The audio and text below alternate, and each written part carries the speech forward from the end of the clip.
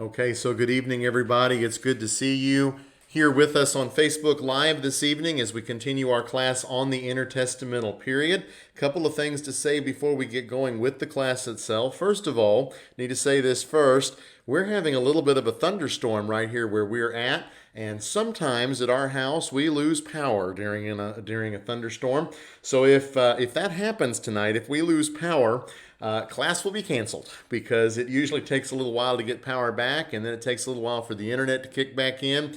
And so if we lose power, don't try to come back and find us again. We'll just be done for the evening, and we'll try again next week.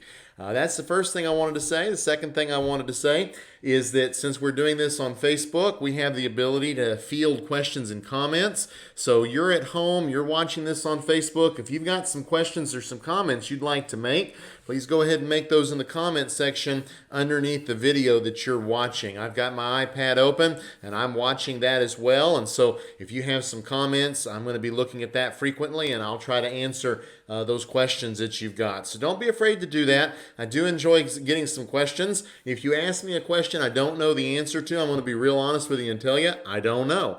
There's a lot of things in this world I don't know, and if you ask me about those things, I'm going to be honest with you. Having said that, if you ask a question I don't know the answer to, I'll see if I can't find the answer and at least answer you in a private message. This is our 12th lesson tonight. 12 weeks we've been doing this, that we have been studying the intertestamental period on Facebook Live. It is really hard to believe that here in Texas we've been kind of in this pattern, this situation for as long as we have been. And of course, you know, if you're listening tonight, if you've watched the news, you know that our governor has issued a face mask order because of the rise in cases. We're certainly going to be doing this class on Facebook Live for a while at least. I think that we're going to go till the end of July. We may extend out a little bit past that, and we'll see how things go from there. But we got some more weeks ahead of us. Tonight we're going to be talking about Jewish writings of the period. Now, when I teach this class in an in-person environment, I generally teach it in two classes. We spend two class periods talking about these writings. We're not going to do that tonight. Instead, we're just going to try to condense this down into one and talk about the Jewish writings. Now, we're going to be doing some reading as well this evening from some books and from some writings that you probably don't have copies of at home. And because they're so long, I didn't want to put them in the slides. And so I've got my copy of those writings here beside me on the table. And when we get to those, I'm just going to read them, and I'll just let you follow along as I read them out loud. We'll discuss them a little bit as we go through. We talk about the intertestamental period. We talk about intertestamental Jewish literature. One thing we need to remember, or we need to understand about the Jews, is that the Jews were involved in writing quite a bit of literature during this period. Sometimes what we think about is that the Jews are writing the Old Testament.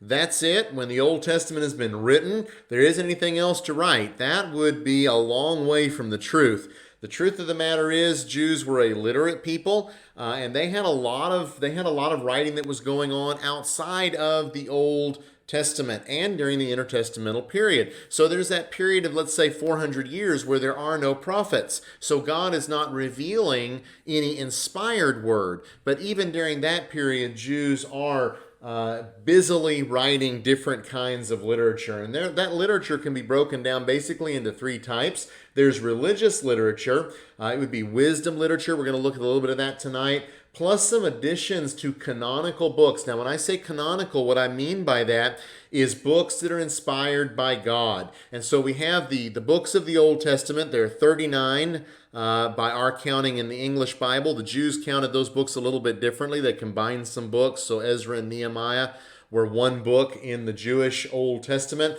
But our English Bibles, we've got 39 books of the Old Testament. Some of the Jews during the intertestamental period were writing additions to those canonical books, things that were added to books that were already a part of the inspired body of Scripture. Those additions are not inspired, but we're going to talk about some of those this evening. They were also writing some historical literature. We'll mention that this evening, but won't spend any time reading any of that. But just by way of reminder, remember we talked about the Maccabean period couple of books that are important that are historical are 1st and 2nd Maccabees. They come from that period as well. They're books of history. We also find some novels that are being written. We'll see some of that this evening, but it's kind of hard with what we're looking at today to decide whether it's a novel or religious literature. But there's a lot of different kinds of writing that are going on, and we need to remember that. Sometimes what happens is people come across some kind of a writing that comes from Jewish folks from this period, and they say, we found a lost book of the Bible. Well, no, we didn't find a lost book of the Bible, because that book was never considered to be a part of the Bible by the people that were writing it, and the Jews never accepted those things, and so it's not a lost book of the Bible. They're just simply pieces of literature that Jewish folks were writing during the period. So let's say some more about this before we look at some concrete examples. Some Bibles today contain some of these works to varying degrees, and we're going to have several charts in just a moment to kind of show how that works. They were never considered, I already said this, I want to emphasize this again, they were never considered canonical, inspired by the Jews. They were found, however, among the writings of the Septuagint. The Septuagint is the Old Testament translated from Hebrew into Greek. In our next class, we're going to spend a lot of time talking about the Septuagint, because the Septuagint is very, very important, and it comes from this period. So although they were not considered canonical by the Jews, they did kind of get lumped into these copies of the Septuagint. Generally speaking, that was the avenue through which they began to be included among the sacred writings by some churches after the time of Jesus. But Jesus himself never quotes from these books, and they are never quoted by the other New Testament writers either. So the literature that we're talking about this evening, it's found its way into some editions of the Bible that are used in some churches, but Jesus never quoted from them. The New Testament writers never quoted from them. The Jews never considered them to be the Word of God. And so we need to understand that going in, lest we be confused as to whether these books come from God or not. So let's look at these. By the way, we're going to use some terminology tonight called the Apocrypha. The Apocrypha is just kind of a catch-all phrase for all of these pieces of literature that we're talking about this evening. And so if you will look there on your screen on the left side, you have four rows. You have the first one that's the Hebrew and Protestant Old Testament. The Protestant Old Testament is identical to the Hebrew Old Testament. So if you're a member at North Beach, you're using an Old Testament, a version of the Old Testament that would be identical to the Hebrew Old Testament, except for the language that it's written in. Then you have the Roman Catholic Bible. We're familiar with that. The Roman Catholic Church was based in Western Europe, and from there it spread throughout the world. Then you have the Greek Orthodox Bible. The Greek Orthodox Bible is a part of the Eastern churches.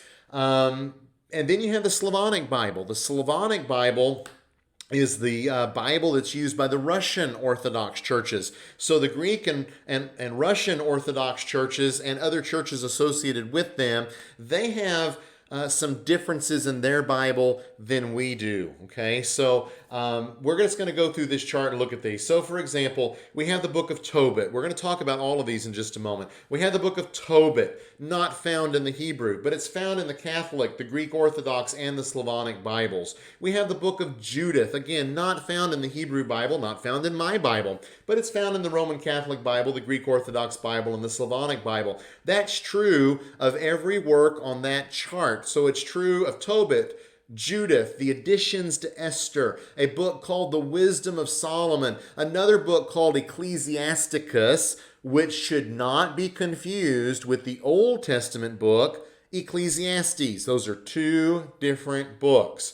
But the book Ecclesiasticus is not in the Hebrew or the Protestant Old Testament, but it is in these others. Let's pull up the next chart. So we have the book of Baruch and the letter of Jeremiah. Those are linked together. Also, the additions to Daniel, First Maccabees and Second Maccabees, they're not found in the Hebrew Bible. They're not found in the Protestant Old Testament Bible. They're not found in my Bible. But they are found in the Roman Catholic, the Greek Orthodox, and the Slavonic Bible. Then we get down to the book of First Esdras. In First Esdras, which is not Ezra, okay, that's not the Old Testament book of Ezra. Well, that book isn't in the Roman Catholic Bible, but it is in the Greek Orthodox and is in the Slavonic. We're seeing a trend here as we pull up the next chart. So the next chart, now we've got the prayer of Manasseh. That's not in the Protestant Old Testament. It's not in the Roman Catholic Old Testament, but it is found in the Greek Bible, Greek Orthodox Bible, and also the Slavonic Bible. That's also true of Psalm 151. If you go to your Bibles and look, there are 150 Psalms in the Old Testament. But the Greek Orthodox Bible and the Slavonic Bible have one extra Psalm. That's Psalm 151. The book of 3rd Maccabees, not to be confused with 1st and 2nd Maccabees. 3rd Maccabees, it's not in the Roman Catholic Bible either. Then we get the book of 2nd Esdras. The book of 2nd Esdras is not in the Greek Orthodox, but it still is in the Slavonic Bible. And then we get the book of 4th Maccabees. It's not in any of those editions, but it's a part of the Apocrypha. So as you get to some of these lesser known books, it's not so clear anymore. Now, most of us, if we have friends who are Roman Catholic and we've spent some time talking with them about the Bible, maybe if you're listening to this broadcast this evening and you're Roman Catholic, you may realize that your Old Testament looks different than mine and looks different than a Hebrew Old Testament. But we're not so familiar with the Greek Orthodox and the Slavonic Bible. All of these churches handled these works differently. Now, an interesting little tidbit here, an interesting little fact. I've got some listeners that use the King James Version. The original King James Version actually contained all of those books that were also contained in the Roman Catholic Old Testament. So the original King James, I've moved back up on my slides, the original King James, when it was first published, had the book of Tobit and Judith, the additions to Esther, the wisdom of Solomon, and so on. As time went on, people began to realize that, hey, the Jews didn't consider those books to be the Word of God. We shouldn't be considering them that way either. And so eventually they ceased being published in those Bibles. But you can go sometimes and find those and read those. We're not going to be using an old edition this evening. We're actually going to be using a fairly new translation of these books so that we're not having to read any Old English. All right, let me fast forward through all of that again and get to my next slide because I wanted to talk about these books in particular, especially the ones that show up in the Roman Catholic Bible, so that we understand a little bit about what they're about. So, for example, we have the book of Tobit. The book of Tobit dates to the 3rd century BC.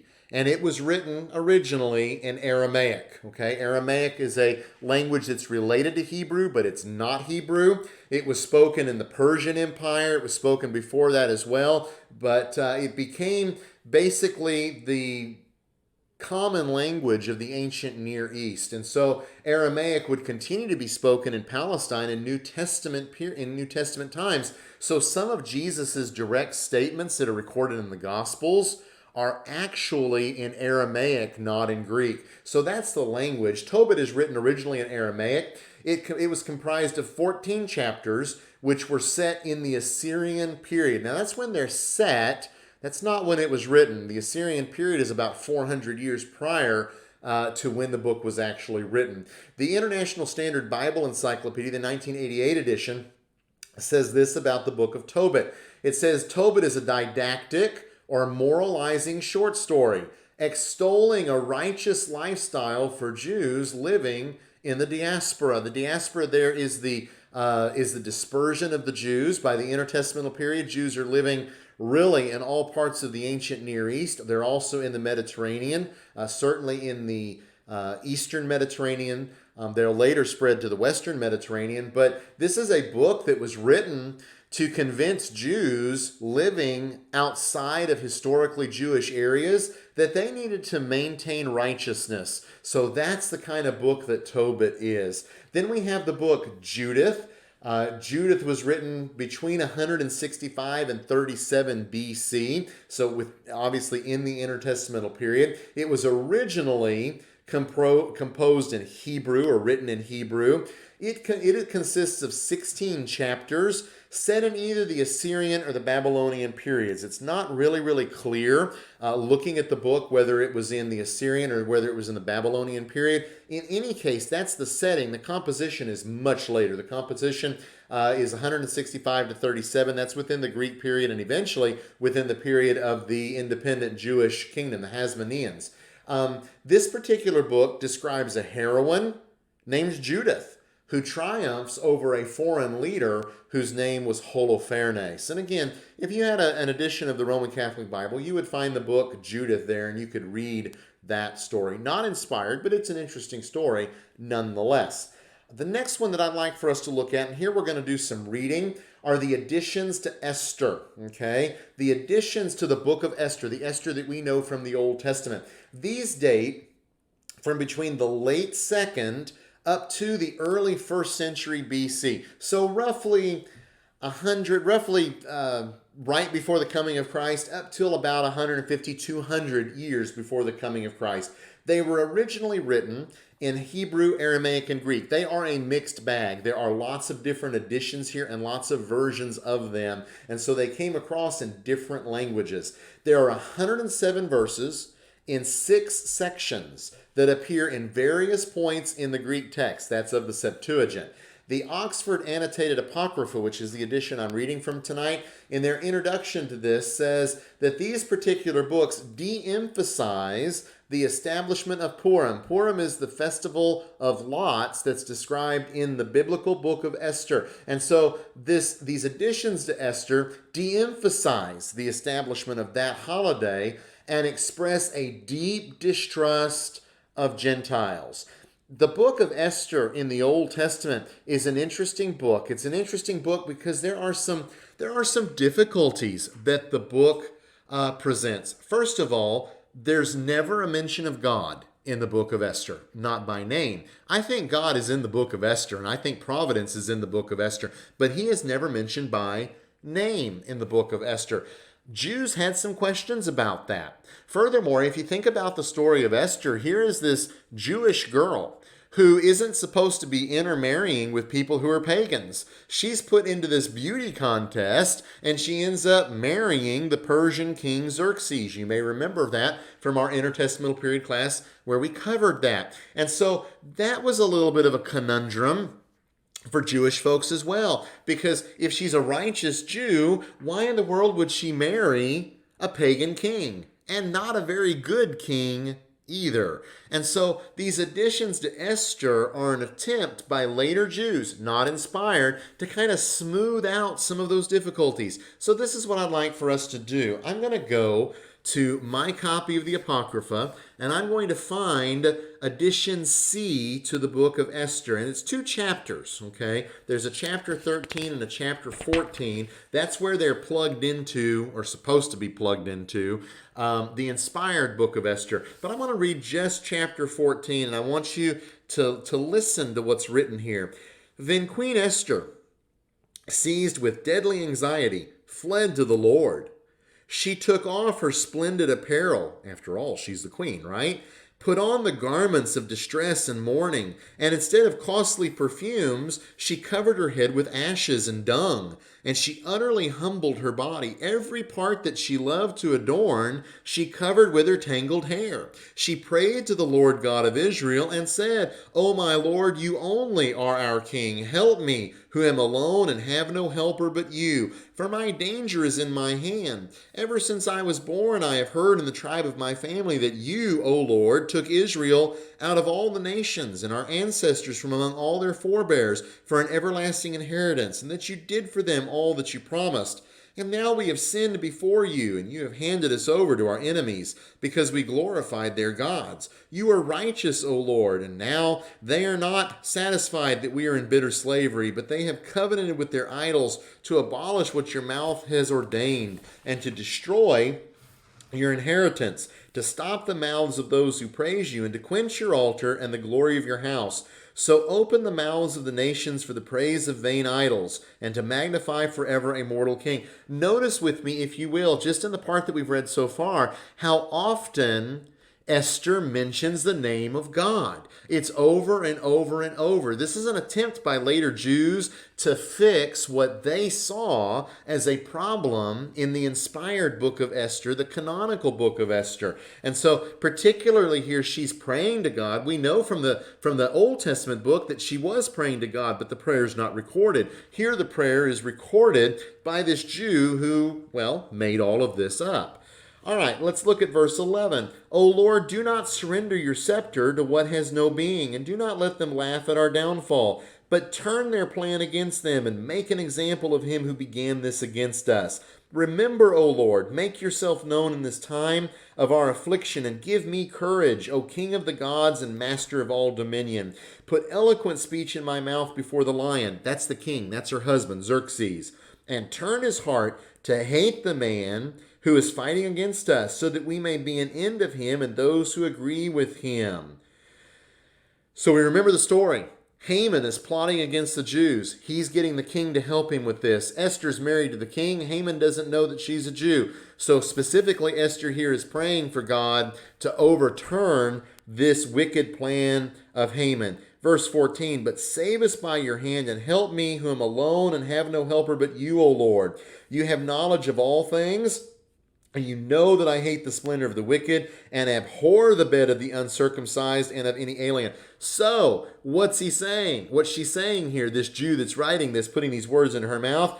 She's married to Xerxes, but she hates being married to Xerxes. She knows she shouldn't be married to Xerxes. I hate the bed of the uncircumcised. You know my necessity, verse 16, that I abhor the sign of my proud position, which is upon my head, on days when I appear in public. I abhor it like a filthy rag, and I do not wear it on the days when I am at leisure. I've got to wear the crown, she says, when I'm in public, but not when I'm at leisure. And your servant has not eaten at Haman's table, and I have not honored the king's feast or drunk the wine of libations. Your servant has had no joy since the day I was brought here until now, except in you, O Lord God of Abraham. O God, whose might is over all, hear the voice of the despairing, and save us from the hands of evildoers, and save me from my fear. So you see what the Jewish author does. He not only adds the name of God to the book of Esther, but he even casts Esther in a different light. She's no longer this queen who seemingly from the book of Esther is not particularly unhappy to be in that position. And this Jew casts her in the role of, well, this really isn't my fault. I don't have any choice in the matter. I don't like my husband. He's just an uncircumcised pagan. I hate being in bed with him. I don't eat the food of the king because that's not in accordance with God's law. And so what you've got here is you've got this Jewish author trying to fix what they perceived to be difficulties in the book of Esther, instead of doing what they should have done, which is understand Esther and understand that if there are difficulties there, they're not expressed in the text. So it's really kind of interesting to look at these things to see that some of the same things people deal with today. People have questions about the book of Esther. People read the story and they say, how is it possible that this Jewish girl marries this pagan and everybody's okay with that? That was a question that Jews have had for a long time, and part of the way Jews in the intertestamental period answered that was to add some things to the text, not things that were inspired, not things that were meant to be a part of God's word. All right, so that's the additions to Esther. Let's move on here and look at then another book that's called the Wisdom of Solomon. It dates from the late 1st century BC up to the early 1st century AD. So the end of the Intertestamental period and the beginning of the New Testament period. It's composed sometime during that time. It was originally written in Greek. It's comprised of 19 chapters, probably composed in Alexandria, Egypt. I would imagine that conclusion is reached based upon the Greek of the text. Greek had regional variations and dialects, just like English does as well today. You can look at a document that's written in British English and recognize that it's not written by an American because the English is a little bit different. So I suspect that's why there's a suspicion that it was composed in Alexandria. That may not be the case. That's just my suspicion.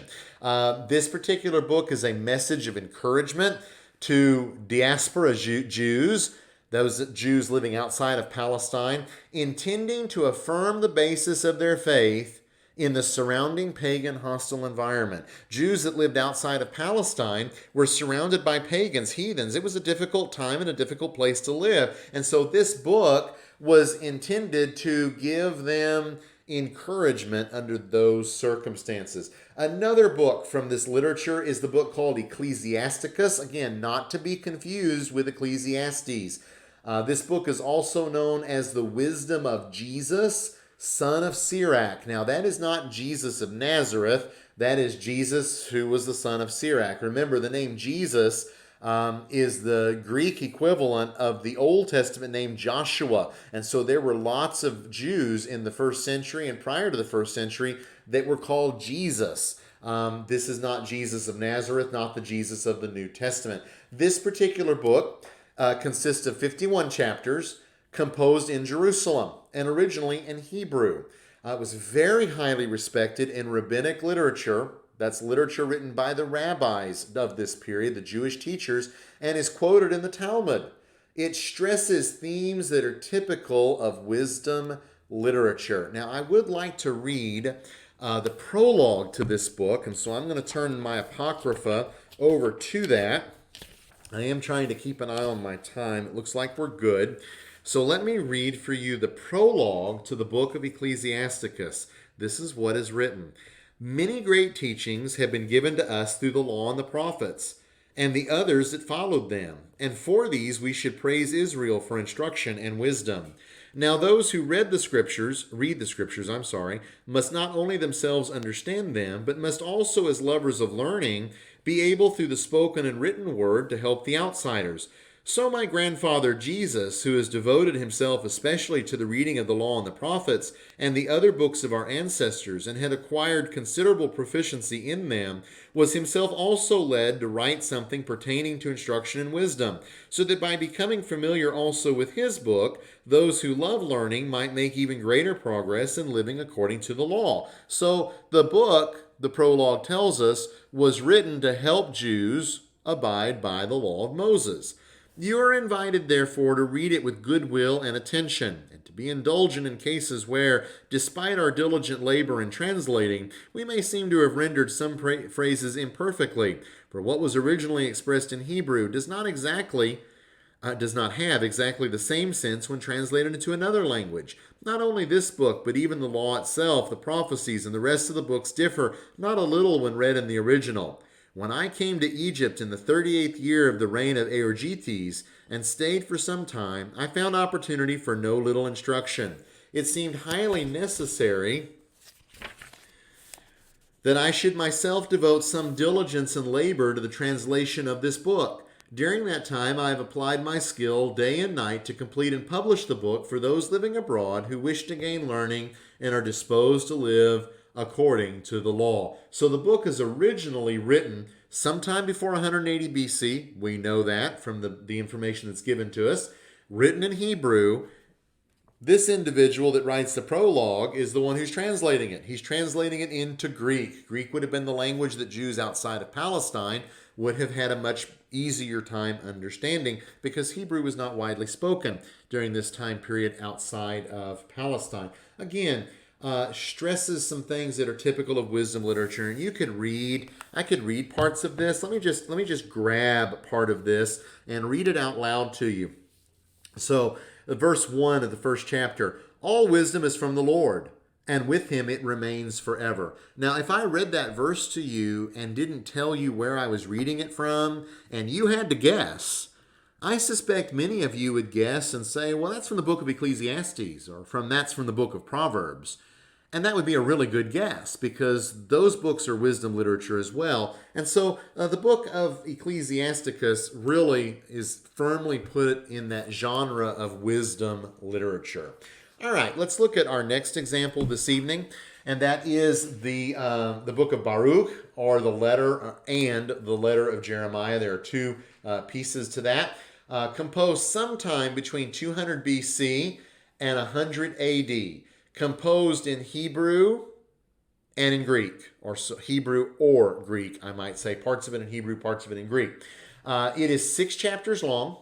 Most of Baruch is made up of pastiches of biblical passages, copied or paraphrased. So parts of Daniel chapter 9, Job 28, Isaiah 40 through 66 are just more or less paraphrased and put into this book. This mosaic technique, taking bits and pieces from other books and putting them together, was popular in the late Second Temple period. That's what the Oxford Annotated Apocrypha has to say about this particular book. We're not going to read any of that this evening. All right, then we have the additions to Daniel. This is also like the additions to Esther. It's pretty complicated. So, for example, we have part of it, the prayer of Azariah, 22 verses. The Song of the Three Jews, 41 verses. And a prose paragraph that consists of 5 verses that are all inserted between Daniel chapter 3, verse 23 and Daniel chapter 3, verse 24. Okay? These particular pieces of literature were written sometime during the 2nd and 1st century BC, so long after the time of Daniel. They were originally composed in Hebrew, Aramaic, and Greek. All right? Our next addition to the book of Daniel is the story of Susanna.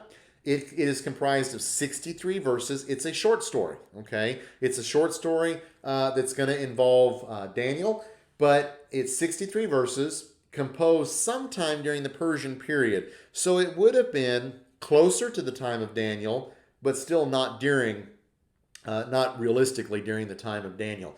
This particular piece of literature is attached either at the beginning or the end of Daniel, okay? Then we have another part. It's actually 2 stories. There's Bel, the story of Bel, and the story of the dragon. It's comprised of 42 verses, probably composed during the Persian period. So it would have been closer to the time of Daniel, but still really after Daniel lived and died. Looking at these editions, the one that I really want us to read together is Bel and the Dragon, and we're certainly going to read the story about Bel. I don't think that we're going to read the story about the dragon because I think we may run out of time before then. So I'm going to turn in my Apocrypha to that story, and I'm going to read it out loud to you. The good thing about it is it's a pretty easy to follow story, and so even though you don't have it written in front of you, you should be able to follow along pretty nicely with me reading it out loud. By the way, I will just say this about the story of Susanna. That's kind of an interesting little short story as well. So if you like to read literature, you can look these up online and actually read it online. So, Bel and the Dragon. This is, again, 42 verses long. So I'm going to start reading, and the first part of it that I'm going to read is only down to verse 22. That's the first story. When King Astyages was laid to rest with his ancestors, Cyrus the Persian succeeded to his kingdom. Daniel was a companion of the king and was the most honored of all his friends. Now the Babylonians had an idol called Bel, and every day they provided for it 12 bushels of choice flour and 40 sheep and 6 measures of wine. The king revered it and went every day to worship it, but Daniel worshipped his own God. Sounds like what we'd expect from Daniel, right? From the inspired book of Daniel. So the king said to him, "Why do you not worship Bel?" He answered, "Because I do not revere idols made with hands, but the living God who created heaven and earth and his dominion over all living creatures." The king said to him, "Do you not think that Bel is a living God? Do you not see how much he eats and drinks every day?" And Daniel laughed and said, "Do not be deceived, O king, for this thing is only clay inside and bronze outside, and it never ate or drank anything." Then the king was angry and called the priests of Bel and said to them, "If you do not tell me who is eating these provisions, you shall die. But if you prove that Bel is eating them, Daniel shall die, because he has spoken blasphemy against Bel." Daniel said to the king, "Let it be done as you have said." Now there were 70 priests of Bel, besides their wives and children. So the king went with Daniel into the temple of Bel. The priests of Bel said, "See, we are now going outside. You yourself, O king, set out the food and prepare the wine, and shut the door and seal it with your signet. When you return in the morning, if you do not find that Bel has eaten it all, we will die. Otherwise Daniel will, who is telling lies about us." They were unconcerned, for beneath the table they had made a hidden entrance, through which they used to go in regularly and consume the provisions. After they had gone out, the king set out the food for Bel. Then Daniel ordered his servants to bring ashes, and they scattered them throughout the whole temple in the presence of the king alone. Then they went out, shut the door, and sealed it with the king's signet, and departed. During the night the priests came as usual, with their wives and children, and they ate and drank everything. Early in the morning the king rose and came, and Daniel with him. The king said, "Are the seals unbroken, Daniel?" He answered, "They are unbroken, O king." As soon as the doors were opened, the king looked at the table and shouted in a loud voice, "You are great, O Bel, and in you there is no deceit at all." But Daniel laughed and restrained the king from going in. "Look at the floor," he said, "and notice whose footprints these are." The king said, "I see the footprints of men and women and children." Then the king was enraged, and he arrested the priests and their wives and children. They showed him the secret doors through which they used to enter to consume what was on the table. Therefore the king put them to death and gave Bel over to Daniel, who destroyed it and its temple. That's the story of Bel. And as you're reading through that, it's an interesting story. There's a riddle and a test that's involved here. So the test certainly would seem to be in line with what we otherwise read in the book of Daniel. But again, composed later than Daniel itself, not inspired, never accepted by the Jews as inspired. Let's go ahead. Let's see. I'm watching my clock. We've got time. Let's go ahead and read the other little story that's added here, and that's the dragon. Now in that place there was a great dragon, which the Babylonians revered. The king said to Daniel, "You cannot deny that this is a living God, so worship him." Daniel said, "I worship the Lord my God, for he is the living God. But give me permission, O king, and I will kill the dragon without sword or club." The king said, "I give you permission." Then Daniel took pitch, fat, and hair, and boiled them together, and made cakes, which he fed to the dragon. The dragon ate them and burst open. Then Daniel said, "See what you have been worshiping."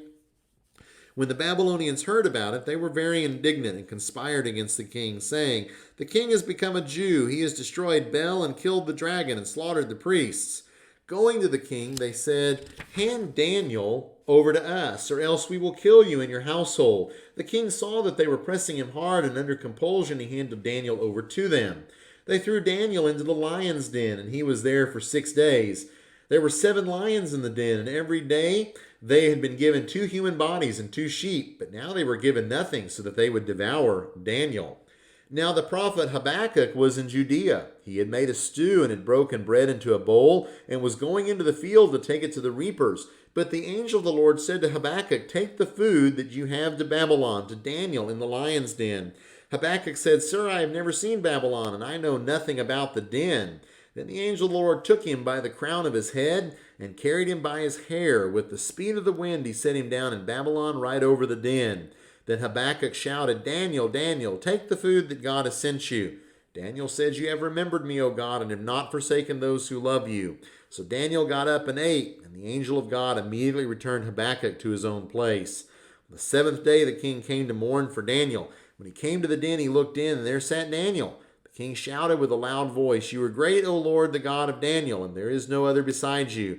Then he pulled Daniel out and threw into the den those who had attempted his destruction, and they were instantly eaten before his eyes. So if you read through that, of course, you see some similarities to the story in Daniel chapter 6, where Daniel is thrown into the lion's den, but with a whole lot of other things added to it. Again, dating to a period well past Daniel, and not inspired, not a part of God's word. All right, a couple more works that I want us to look at. We're not going to read from these this evening, but I just want to talk about them briefly because we've talked about them in the class. So the first of those is the book of 1 Maccabees. It was composed between 134 and 63 BC and originally composed in Hebrew.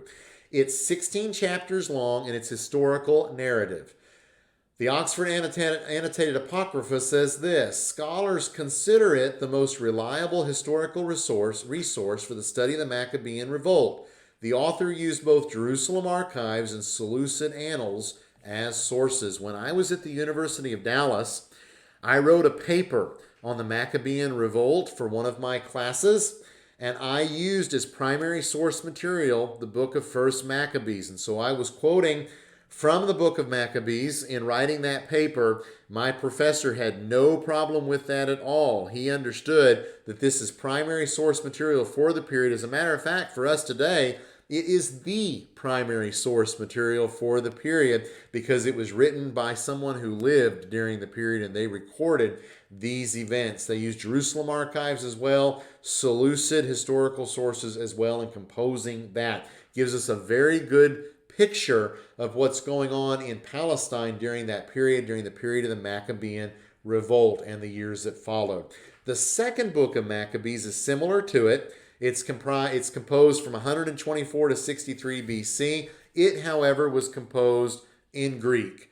It is also a little bit lengthy. It's 15 chapters in this particular case. It is historical narrative as well, and that narrative ends in the year 161 BC. So it's composed after the fact, after these events. Now, this particular book is concerned more with the theological and supernatural aspects of the Maccabean revolt, not so much the history, but things that this author believed were supernatural or theological. And so that's that other book that we were talking about this evening. Now, I will tell you, and you know what? We've got time to read this, so I want to do this. Let's go over, I'm going to go in my Apocrypha over to the book of 2nd Maccabees, because there is a text here that we should at least note. We've got a little bit of time so we can do that. 2nd Maccabees chapter 12, verses 38 through 45. Chapter 12, 38 through 45. Let me read that, and then I'll talk about it a little bit. Let's start in verse 38. Then Judas assembled his army and went to the city of Adullam. As the 7th day was coming on, they purified themselves according to the custom and kept the Sabbath there. On the next day, as had now become necessary, Judas and his men went to take up the bodies of the fallen and to bring them back to lie with their kindred in the sepulchres of their ancestors. So they're going to bury the dead. Then under the tunic of each one of the dead, they found sacred tokens of the idols of Jamnia, which the law forbids the Jews to wear. So they're burying these dead Jewish soldiers, and in burying them, going through their clothing, they find that they are carrying these amulets, these tokens of these pagan idols. And it became clear to all that this was the reason these men had fallen. So they all blessed the ways of the Lord, the righteous judge, who reveals the things that are hidden. So their conclusion is these men were killed in battle because they were carrying these idols. The Lord struck them dead. And they turned to supplication, praying that the sin that they had committed might be wholly blotted out. The noble Judas exhorted the people to keep themselves free from sin, for they had seen with their own eyes what had happened as a result of the sin of those who had fallen. He took up a collection, man by man, to the amount of 2,000 drachmas of silver, and sent it to Jerusalem to provide for a sin offering. In doing this, he acted very well and honorably, taking account of the resurrection. For if he were not expecting that those who had fallen would rise again, it would have been superfluous and foolish to pray for the dead. But if he was looking to the splendid reward that is laid up for those who fall asleep in godliness, it was a holy and pious thought. Therefore he made atonement for the dead so that they might be delivered from their sin. Now, this particular passage in 2nd Maccabees is the passage that Roman Catholics today use as evidence for purgatory. The Roman Catholic Church teaches that when people die, people who are Christians die, they still have sin on their account. And that has to be purged from them. So Roman Catholics teach that most people when they die go to purgatory. And in purgatory, they're going to be punished for a certain amount of time until all of those sins are purged. And so in the Roman Catholic Church today, masses will be said for the dead. An individual can pay a certain fee, and the priest will say a mass on behalf of their dead relatives, with the idea that then their time in purgatory will be shortened. The teaching on purgatory, when Roman Catholics try to defend that, they will go to this passage. But notice with me, if you will, that the text itself says that what was done in regards to the resurrection, verse 43. Not to purgatory. There isn't an expectation that somehow these guys are going to get out of purgatory. There's an expectation and hope that somehow God is going to forgive them for the sins that they committed in carrying those idols on their bodies and that they had died in battle. In any case, the book of 2nd Maccabees is not canonical. It's not the Word of God, and thus provides absolutely no authority. But we find that in a Roman Catholic Old Testament, and Roman Catholics will sometimes go to this passage to defend the doctrine of purgatory, a doctrine that is found nowhere in the Old Testament, the inspired Old Testament, and it's found nowhere in the New Testament either. So, that's a little bit of an introduction to this literature. It's kind of interesting. It's a little bit foreign for us because we're not accustomed to even thinking about these books or reading these books, but they give insight into Jewish thinking during the intertestamental period. And it also gives us some insight into the fact that Jews were thinking about their sacred books and were thinking about the inspired books, and they were trying to understand them as well. We see that particularly in the additions to the book of Esther, how they're trying to work through some of those problems. But of course, none of these books that we've looked at this evening are inspired by God. They're not a part of God's Word, and we need to remember that as we approach them. All right, so that's it as far as intertestamental Jewish literature. Next week, we're going to talk about the Jews in Egypt and the Septuagint. The Septuagint is an incredibly important topic to talk about. If you're not aware of it, about half, if not more, quotations in the New Testament of the Old Testament are not quotations from Hebrew. They're quotations from the Septuagint, which is the Old Testament translated into Greek. The Septuagint was the Old Testament, if you will, the version of the Old Testament for the majority of Christians, Gentile Christians, who were brought to Christ because they could read Greek. They couldn't read Hebrew. And a lot of Jews couldn't read Hebrew either. So we're going to spend some time next week talking about the Jews in Egypt and the Septuagint. And I do hope that you'll tune in again next Thursday night at 7 p.m. as we address that particular topic. I did not see any questions come through, so I'm going to go ahead and end the live feed, the live stream. If you've got some questions that you think about after the fact, shoot me an email, send me a message, and I'll try to get you an answer as quickly as I can. Thank you again for tuning in this evening. I hope you'll have a good rest of your evening. We didn't lose power tonight. I'm glad for that. Hope to see you all again next Thursday evening. Y'all have a good night and take care.